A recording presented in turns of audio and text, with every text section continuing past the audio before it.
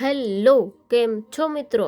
Welcome છે તમારું મારા મિની વ્લોગમાં. મિત્રો થોડાક દિવસ તો વાળ છે ને ખુલ્લા જ રાખવા, કેમ કે લાગવું જોઈએ કે નહીં ન્યૂ હેર કટ કરાવ્યા આપણે. ત્યાર થઈ ગયા એટલે મેં કીધું થાય નોકરી બેરા ત્યાં તો હાલશે નહીં મિત્રો, નોકરીમાં તો જવું પડશે. મને વરસાદ આમ ગમે પણ આમ થોડોક ના ગમે. ઈ શા માટે તમે જોઈ લો, મેં ચપ્પલ કાલે લીધા ને આજે જ પહેર્યા છે. જોઉં તમે જો આ દુઃખ કોને કેવા જવું. શટર ખોલવામાં બી પ્રોબ્લેમ થાય ને બંધ કરવામાં બી પ્રોબ્લેમ થાય, કેમ કે તમને ખબર છે યાર હાઇટની થોડીક પ્રોબ્લેમ છે. 1 hour later.